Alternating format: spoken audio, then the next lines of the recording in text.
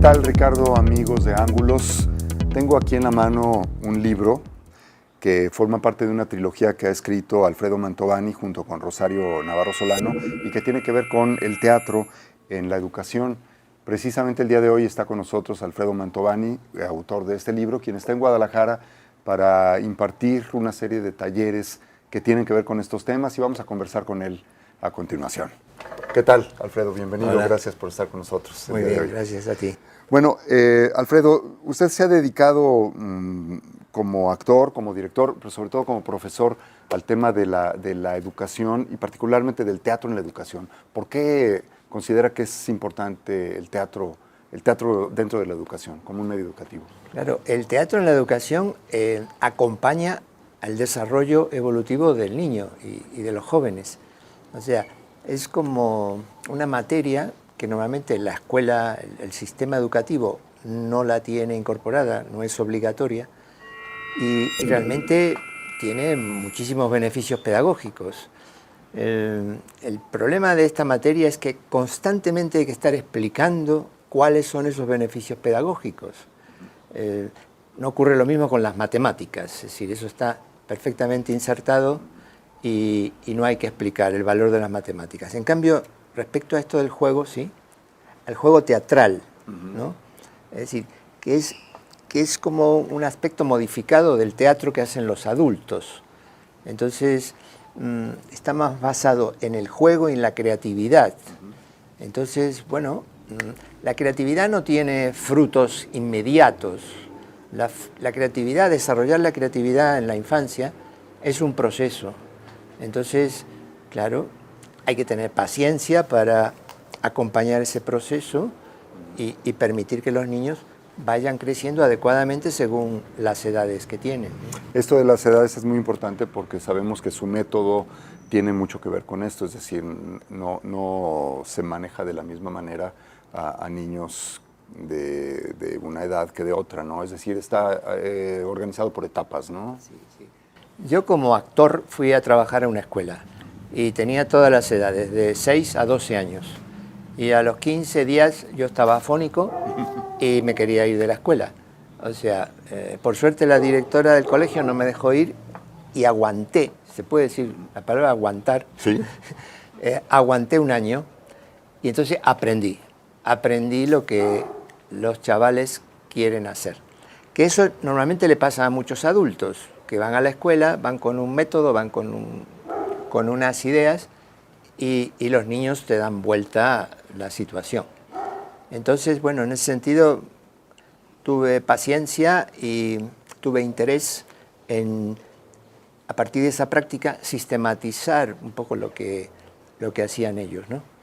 Nos decía que no es fácil medir, digamos, los beneficios que puede tener la creatividad así en un primer momento, pero usted ha tenido ya experiencias múltiples aplicando este tipo de métodos. ¿Cuáles serían, en todo caso, los beneficios que usted ha percibido entre los niños aplicando métodos teatrales para la educación? Los niños maduran mejor, o sea, crecen psicológica y socialmente adecuados a la realidad. O sea, los niños, esto de la maduración me parece interesante. Hay un autor, Vygotsky, un autor ruso que trabajó la psicología evolutiva, y él decía que un niño de 5 años jugando se hace mayor. O sea, es como que en el juego desarrolla unas habilidades y unas capacidades que lo hacen mayor. Entonces, es como permitirles a los niños un espacio de libertad para que ellos se hagan mayores, es decir, para que crezcan de acuerdo a eso que tienen dentro, es decir, porque la escuela en general organiza las materias, siempre son materias de conocimiento. Hay que conocer la realidad, hay que conocer la historia, hay que conocer, es decir, la geografía, pero no hay ninguna materia en la escuela donde el sujeto sea el objeto de conocimiento. Y entonces, bueno, por allí va la cosa, es decir, esto es un planteamiento a favor de los niños, es decir, porque parece que, digamos, que los adultos se han olvidado de que fueron niños y bueno, pueden hacer una hermosísima declaración de los derechos del niño, donde dice que uno de los derechos del niño es jugar, pero después, cuando en un colegio, en un instituto, ofrecen materias optativas, claro, paralelamente al teatro ponen informática, inglés o cerámica.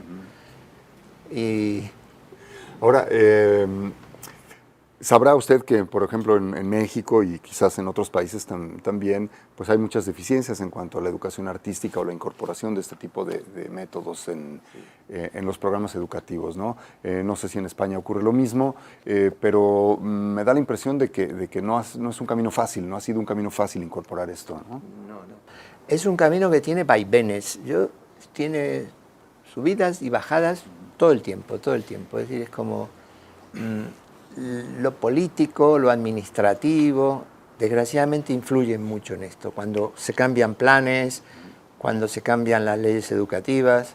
En España ha habido muchas reformas educativas, los políticos no se ponen de acuerdo, no llega a ser una cosa de Estado unitaria. Entonces, bueno, en este momento el panorama es desolador, porque, bueno, ha bajado, es decir, en general todas las condiciones de vida en España, con este gobierno que tenemos actualmente, pues nada de esto se beneficia, ¿no? Claro. Bueno, y en México le diré que pues también hay una reforma educativa en este momento que tengo la sospecha de que tampoco está considerando la educación artística como una cuestión prioritaria, no necesariamente. Creo que eso es un problema. Nosotros, después de mucha lucha, de muchos esfuerzos, hubo mucho movimiento en España. Y en el año 92 se dicta la LOCSE, que es una ley que dicta el gobierno socialista, e incluyen como área de conocimiento la educación artística.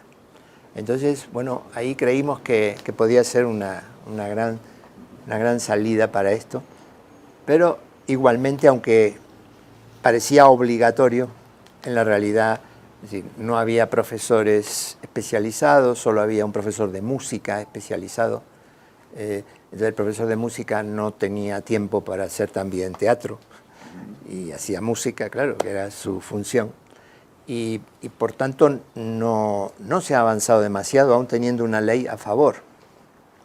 Alfredo, decíamos que los libros que ha escrito sobre este tema se pueden conseguir en México, los distribuye Octaedro, es la editorial, sí. Y se pueden conseguir en nuestro país, ¿no? Sí, Octaedro tiene una distribuidora en México DF y se pueden enviar a distintas provincias sin problema. Son 3 libros los que conforman esta serie, ¿no? Son 3 libros, sí.